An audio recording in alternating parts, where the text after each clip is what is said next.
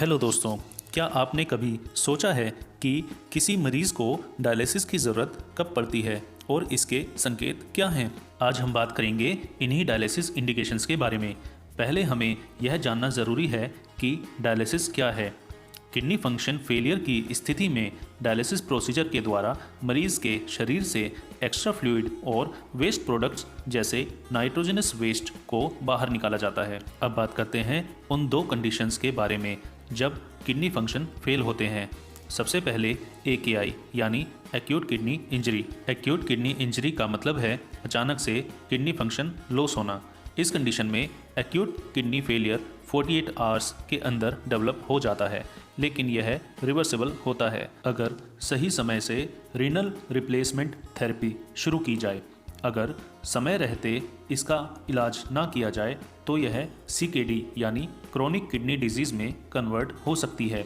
AKI होने के कुछ कारण हो सकते हैं, जैसे heavy blood loss, severe diarrhoea, pain killer overuse, obstruction इन यूरिनरी ट्रैक्ट जैसे यूरेट्रल और urinary bladder stone, swelling in prostate. दूसरा CKD यानी क्रोनिक किडनी डिजीज़।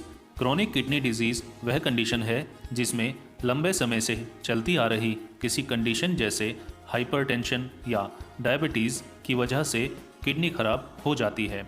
ऐसे में लाइफ लॉन्ग डायलिसिस करने की ज़रूरत पड़ सकती है। अब हम बात करते हैं इंडिकेशंस के बारे में कि जब डायलिसिस करने की ज़रूरत पड़ सकती है।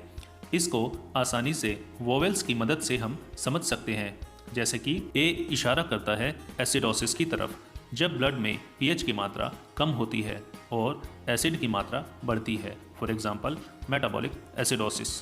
E यानी इलेक्ट्रोलाइट्स इम्बैलेंस, जब हमारे शरीर के इलेक्ट्रोलाइट्स जैसे सोडियम, पोटेशियम और कैल्शियम की मात्रा कम या ज़्यादा हो जाती है, फॉर एग्जांपल हाइपरकैलेमिया यानी पोटेशियम की मात्रा बढ़ जाती है। आई से मतलब है इंटॉक्सिकेशन। इंटॉक्सिकेशन से मतलब है हैवी मेटल पॉइजनिंग जैसे मर्क्यूरी और कैडमियम।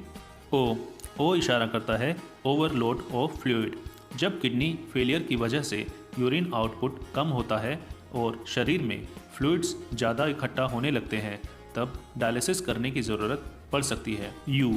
यू से मतलब है यूरेमिया, जब किडनी फेलियर की वजह से यूरिन के रास्ते यूरिया शरीर से बाहर नहीं निकल पाता है, तब शरीर में यूरिया की मात्रा बढ़ने लगती है।